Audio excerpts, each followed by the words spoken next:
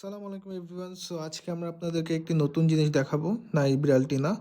আমি আজকে গ্রামে গিয়েছিলাম, ওখান থেকে কিছু দেশি মুরগির বাচ্চা নিয়ে এসেছি। এর মধ্যে দুটি বাচ্চা, যেটিকে হাবশি মুরগি বলে, মানে লোমগুলো একটু এলোমেলো হয়। সো মুরগিগুলো আনার কোনো উপায় না পেয়ে আমি এরকম একটি 5 লিটার বোতলে নিয়ে এসেছি। আপনারা ভয় পাবেন না, এখানে অনেকগুলি ফুড করা ছিল। সো এখানে অক্সিজেন পেয়েছে ওরা। সো আনার পর ফার্স্ট অফ অল ওটাকে আমরা কেটে নিলাম। কাটতে একটু অসুবিধা হচ্ছিল। সো আমি আগে থেকে বলে রাখি, এই 4টা মুরগি গ্রাম থেকে নিয়ে আসার একটি কারণ যে এখন অনেক শীত, গ্রামে মুরগির বাচ্চা একদমই বাঁচে না। সো আমি চেষ্টা করব যে আমার রুমের মধ্যে এগুলোকে কোনোভাবে বাঁচানো যায় নাকি।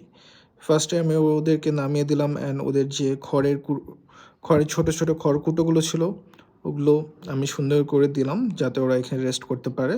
সব কিছু হয়ে যাওয়ার পর আমরা ওদেরকে আজকে একটু ইলেকট্রোমিন স্যালাইন দিয়ে পানি দিব অ্যান্ড একটু বয়লার স্টার্টার ফিড দেবো। এই দেখুন, এইখানে বোঝা যাচ্ছে লোমগুলো একটু কিন্তু উপর দিকে উঠানো। এটাকে গ্রামের ভাষা বলে হাবশি মুরগি। অনেকেই বলে এটাকে হচ্ছে ফ্রিল ব্যাগ বা ফ্রিজল এরকমও বলে, বাট এগুলো আমাদের গ্রামে হাবশি মুরগি বলেই পরিচিত। আপনাদেরকে আরও দেখিয়ে ফেলি আমাদের অ্যালবিনো ককাটেল, ওই যে লাভ বার্ডগুলো ডিম দিয়েছে, নেক্সটে ওদেরকে দেখাবো।